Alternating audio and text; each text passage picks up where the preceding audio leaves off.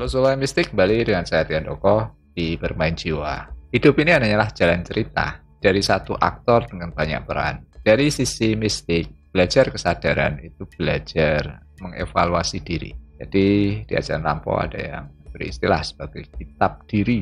Perjalananmu kalau itu dituliskan itu menjadi sebuah kitab. Kalau tidak dituliskan, dia ada di DNA-mu. Dan satu saat ada panggilan supaya itu kamu baca ulang. Oke, jadi di video ini saya akan bagikan pengalaman teman kita terkait berbagai fenomena. Jadi kalau kalian punya pengalaman, ingin berbagi, kalian bisa tulis email atau kalian rekam pengalaman kalian, silahkan dikirim ke saya, nanti saya akan coba berikan tanggapan.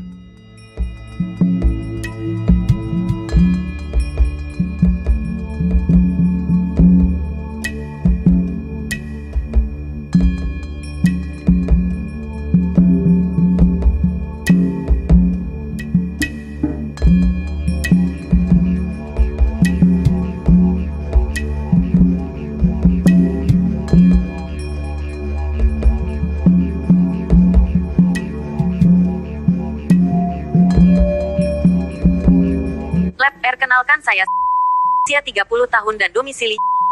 Izin saring cerita dari awal mula hal-hal yang saya alami saat ini Patri, maaf, panjang saringnya. Saat masih bertugas di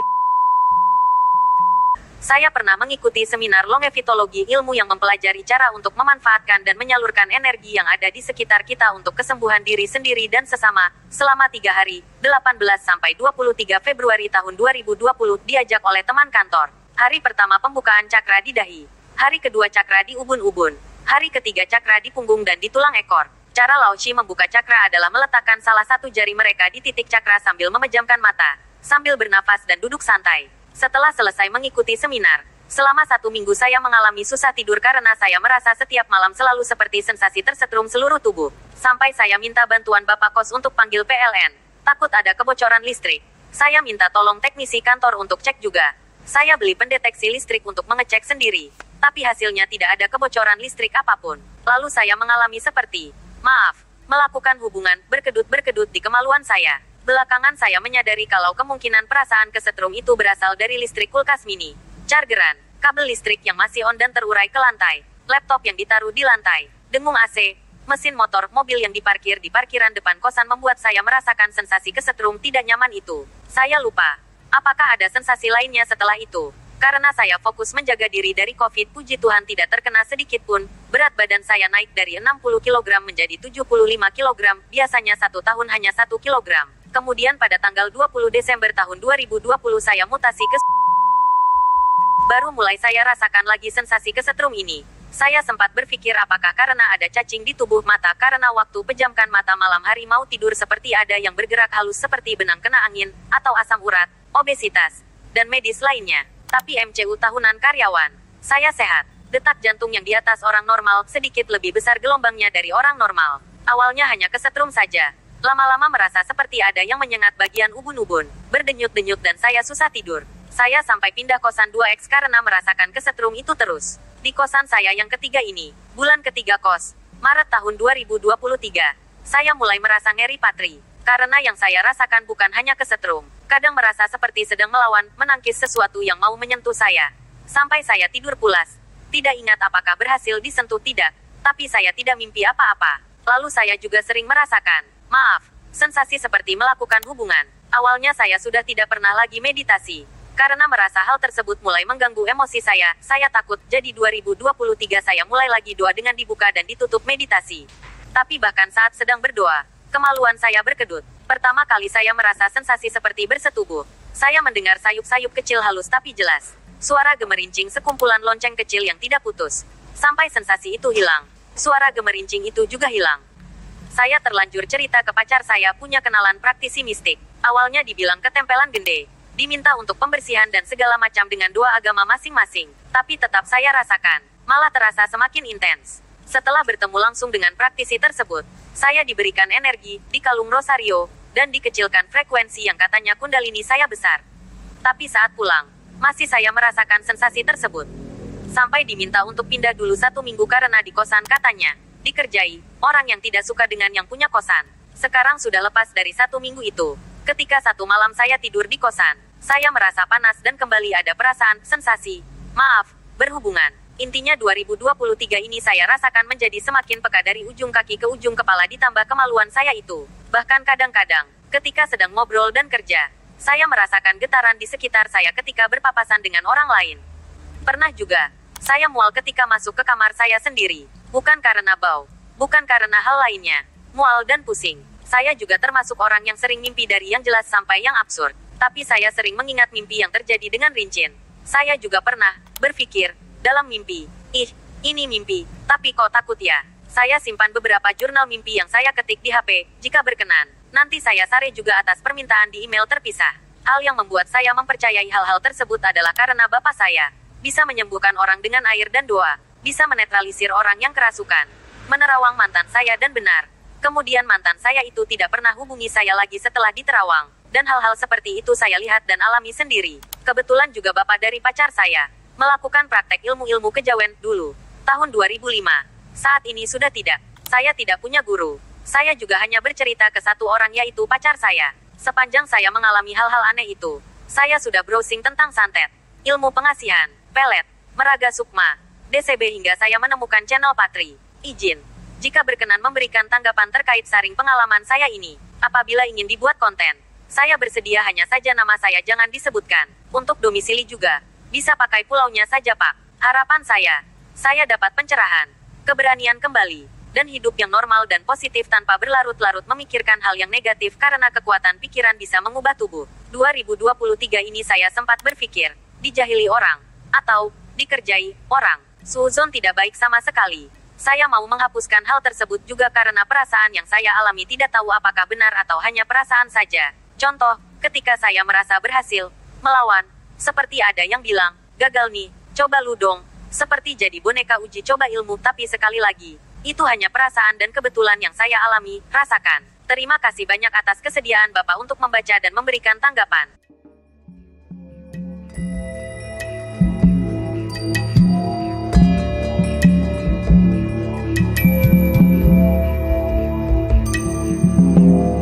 Oke, jadi ada beberapa hal yang perlu saya jelaskan. Yang pertama tadi, saya berikan tanda bahwa kalau dicek lewat medical check up, tidak ditemukan adanya indikasi kamu sakit secara medis atau fisik. Ya.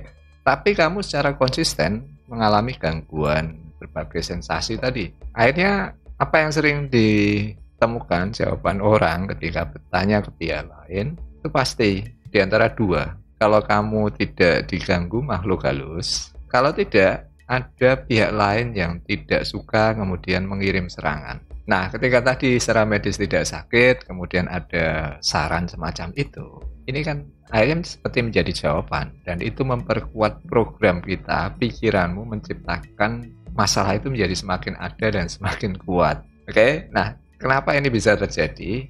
Ini saya juga baru jelas ketika belajar tentang beberapa teks terkait ketuhanan itu di ajaran-ajaran yang sudah sangat tua, di mana dulu doktrin monoteismenya itu masih sejalan dengan sains ya. Jadi Tuhan itu sumbernya, sumber pikiranmu. Tuhan tentu saja karena di belakang pikiran, sumbernya pikiran, dia tidak bisa dijelaskan dengan pikiran. Tapi fenomena adanya kekuatan ini, itu tadi yang muncul dalam berbagai sensasi. Ya.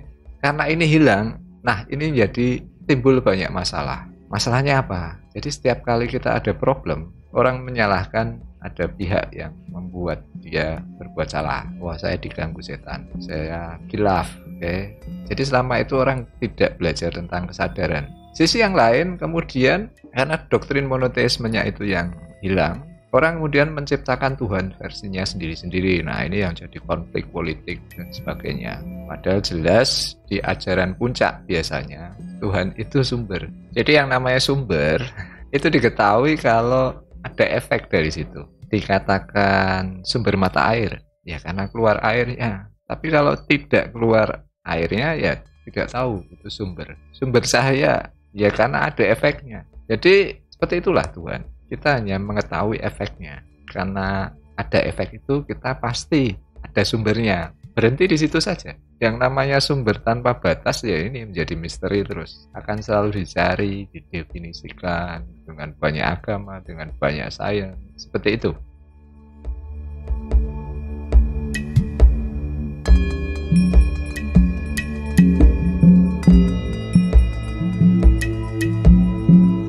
Kemudian berikutnya tadi, awalnya kan kamu belajar mengikuti seminar yang kaitannya tadi dengan pengolahan energi atau pengolahan kesadaran, entah itu dengan cara apapun. Nah, ini mengaktifkan lapis demi lapis tubuh, lapis demi lapis kesadaran. Ini yang kamu alami. Ada bagian dari tubuhmu yang bukan fisik teraktifkan secara energi, oke? Mengganggu, bisa kamu rasakan, tapi secara fisik kamu tidak sakit. Akhirnya kamu berpikir ini gangguan roh halus. Nah, di situ kita menciptakan sendiri gambaran roh. Itu menjadi nyata dan akhirnya semakin memperkuat efek. Demikian pula kalau ada pihak lain yang meneluh kamu, menyantet, ya itu kamu menyatakan itu ada. Dan karena kamu menyatakan itu ada, kamu mendapat efeknya lebih konsisten. Jadi ini penting ya, karena banyak sekarang orang itu mengalami gangguan kejiwaan tapi tidak mendapatkan solusi karena secara medis tidak terbaca.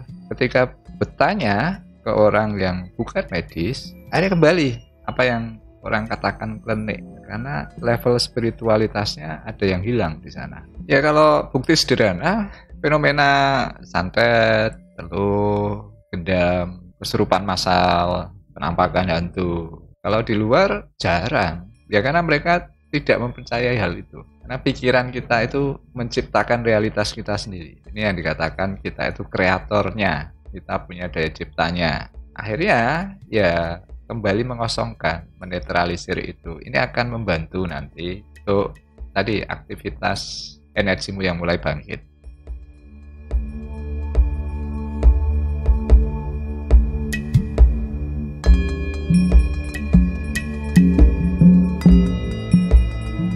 Lalu poin berikutnya tadi yang kamu ceritakan bahwa ayahmu mungkin mempraktekkan hal-hal yang kaitannya dengan mistik, spiritualitas, dari pacarmu juga semacam itu. Jadi ini yang saya katakan, kita itu menulis apapun yang kita ciptakan dengan pikiran kita itu sendiri, dan itu kita rekam di DNA kita. Jadi apa yang dulu pernah dipelajari oleh ayahmu, dilakukan oleh moyangmu, datanya itu diturunkan. Oke? Jadi ini yang menyebabkan dalam beberapa hal kamu menjadi lebih teraktifkan. Jadi ini saran juga buat siapapun yang belajar hal-hal spiritualitas, kalian juga menurunkan datanya itu ke anak cucumu. Jadi pada satu waktu bisa terjadi seperti yang teman kita alami ini.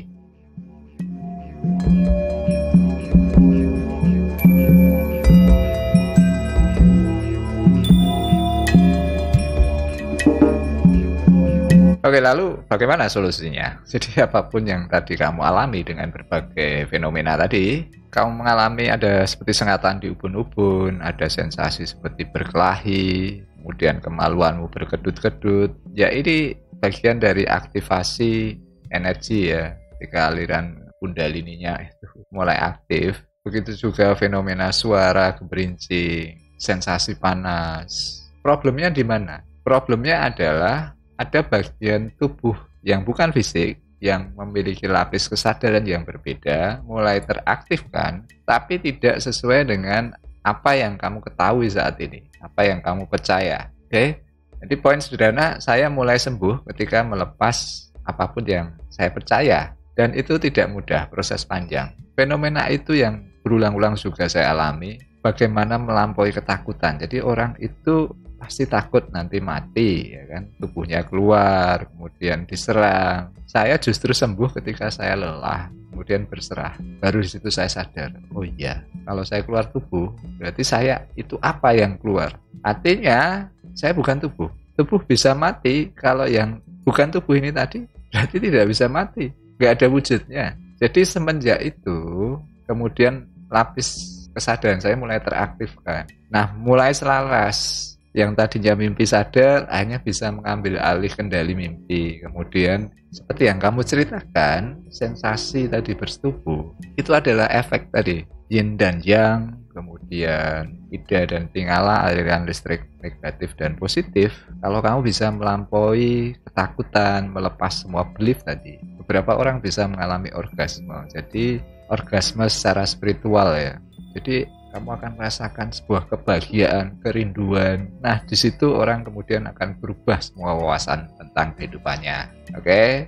Jadi tidak ada cara yang paling baik kecuali menyesuaikan level kesadaranmu, menambah wawasan supaya tadi tubuhmu itu dan energimu jadi selaras. Kalau ada saran misalnya kamu diserang harus pindah, ya ada benernya juga. Karena kan serangan itu berupa informasi tadi loh. Kalau kamu mau pindah ke tempat yang jauh luar negeri yang tidak percaya hal-hal semacam ini, kamu nanti lebih baik pasti. Karena semakin informasi itu kamu terima, semakin dia membersihkan beliefmu.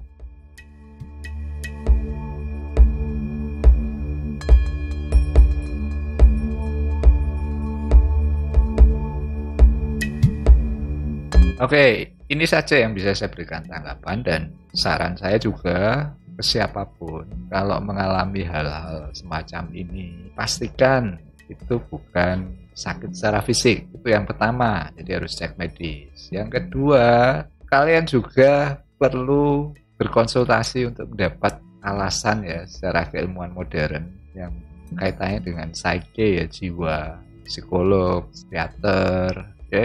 Karena jiwa ini rumit. Kemudian ini supaya apa? Supaya banyak. Ini supaya kita itu secara kolektif lebih sadar.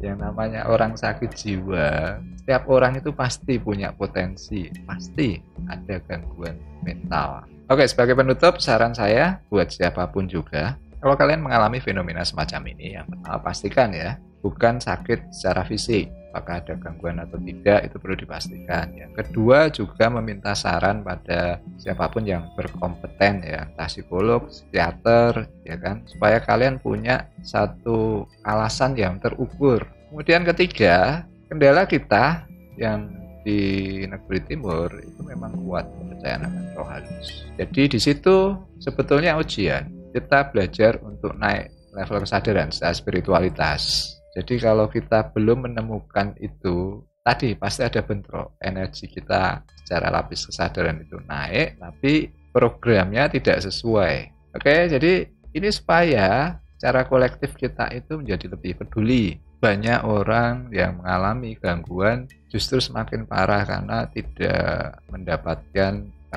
langkah yang membantu. Ada yang dipasung, ada yang malah disingkirkan. Jiwa itu begitu kompleks. Dan kita secara kolektif itu bertanggung jawab bagaimana menciptakan sebuah level kesadaran masyarakat yang punya empati, punya peduli. Akhirnya kita selaras tubuh, pikiran, dan jiwanya. Oke, terima kasih sudah menyimak. Berikan komentar, silakan bagikan. Kita ketemu di video yang lain. Selamat bermeditasi, selamat bermain jiwa.